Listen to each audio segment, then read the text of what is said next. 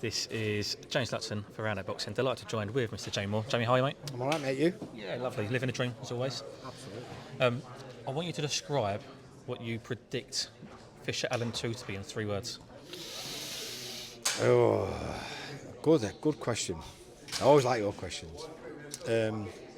Epic.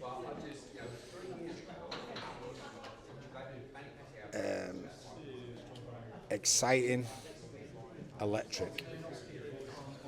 After the first fight, what was your first or your most important piece of advice that you gave to Dave? After the fight, I said, be proud of yourself. I said, because nobody expected you to perform the way you just done. I said, please, whatever you do, don't let this get you down, because it hasn't gone your way, even though we all know you deserved it. Go home, rest up, and then as soon as Christmas is done, just tick over. I don't want you to train your bollocks off. I just want you to tick over, because I want you to do yourself justice now.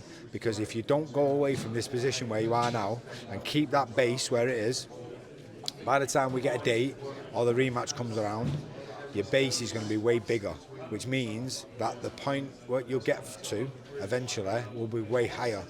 And take me out off to him. For somebody who's never had those traits where he stayed in the gym and ticked over, he was on the phone to me every day, he was always training, and by the time he got to the gym, he was in way better shape than he's ever been coming into the gym, which is give us a better point, a better finishing point, and put him in a much better position than he's in now. Is this the fittest Dave Allen that you've had in the gym so far? Yeah, without a doubt. And in all honesty, that's not a hard thing to achieve, because of his own admission, he's never been fully dedicated in the past. He dedicated himself to the first fight, even though it was a shortish type of notice. It was like 7 or 8 weeks. But this time he's had 11 weeks, and his words were, when he came in to officially start the proper training camp, he was like, I'm fucking dreading this, because I know what's going to come for the next 11 weeks. And I said, I promise you, by the time he gets to the end of it, he'll go like that. And last week, when he had his last hard session, I said, remember what the conversation we had? And I said, it'll go like that. And he went, yeah, you're right. He said, it has. I said, look at you now, look at the position you're in. So it shows you can do it. And I'm so proud of the fact that he's enjoying boxing. Fucking Dave Allen is enjoying boxing. It's insane. So, you know, I'm proud of me, Nige, the team, the lads, because all the lads have mocked in and made him welcome.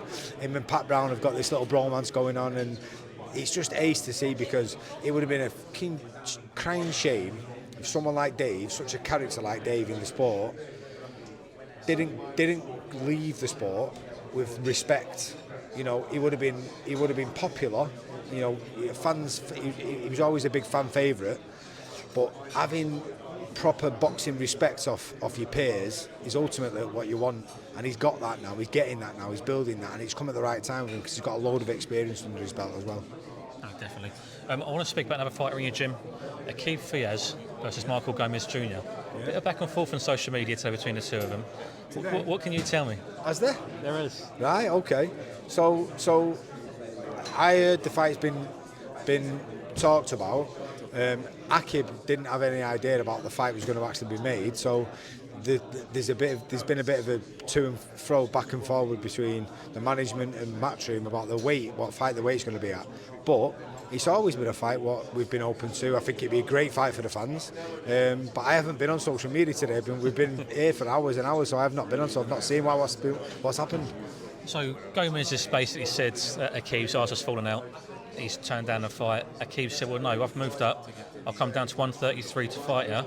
And so we had a conversation the other day, me and Aqib, saying, right, we're just going to go lightweight, yeah?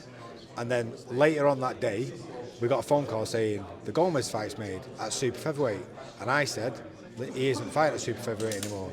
Well, we've made it at that. So I said, listen, the fight is not an issue, because it's always been a great fight. I thought it'd be, for both guys, you know, they're both in a situation where they're coming off losses. You know, Aqib's had one fight and won it now, but they've lost against Bellotti, and it's a it's a cross-junction fight. I think it's a great fight. But the fact of the matter is, I don't want Aqib boxing at super featherweight anymore. I want him boxing at lightweight for safety reasons.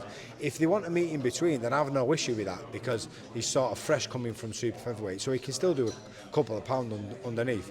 But listen, it's insane when you talk about fighters who fight for a living, who've been doing it since they were kids, being scared of fighting other people. It's nuts, but it's just a weight issue. That's all it is. Get 2 or 3 pounds above super featherweight, and it's done.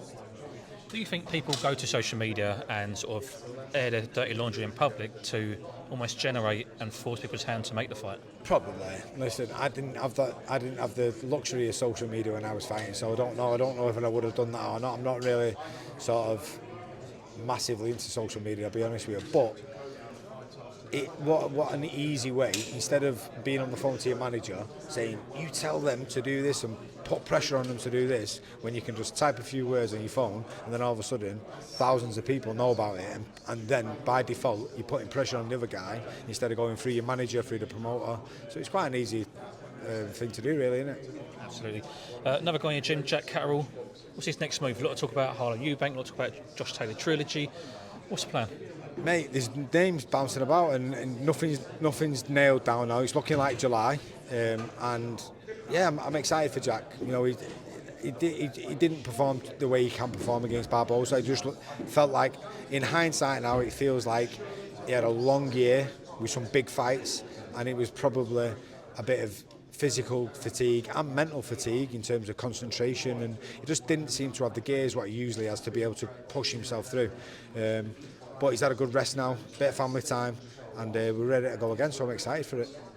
Will it be straight back into a big fight or a tick-over fight in July, do you think? No, he can't be having tick-over fights now at this stage of his career. So you know, I just don't see the necessary. You know, they're not necessary. He hasn't been out the ring that long where you would think he needs to get his time and his range and his distance.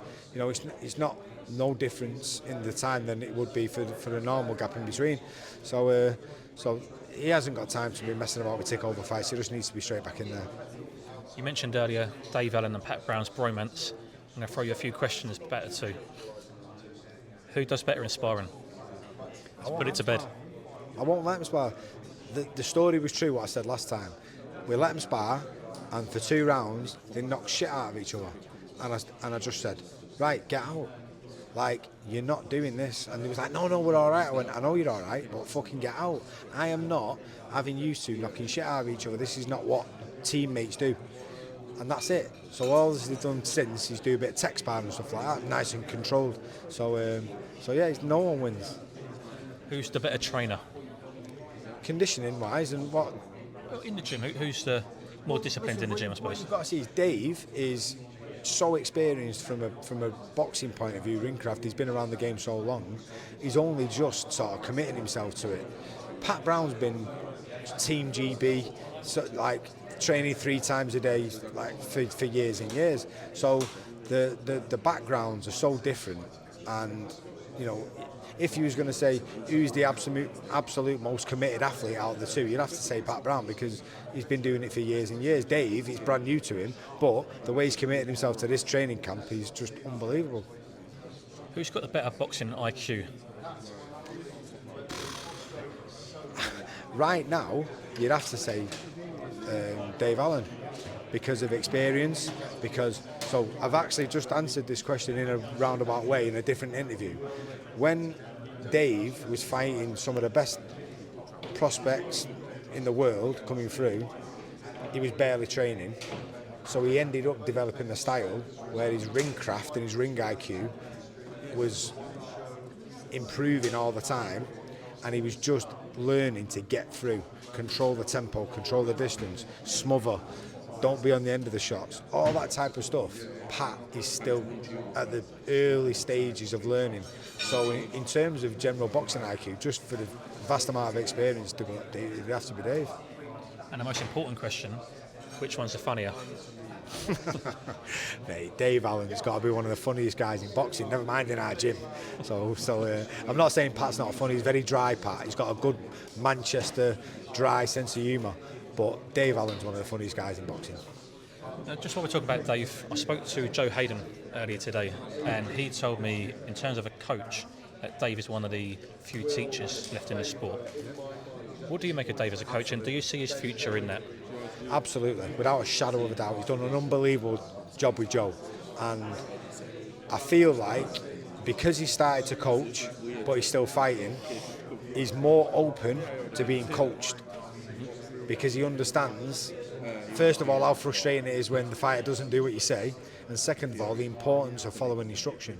So I feel like him dipping his toe into coaching has actually helped his career at the back end because he now realises and understands how important it is. Absolutely. Jamie, thanks for your time as always. Best luck Saturday night, mate. Thank you. What's up, man? Appreciate it.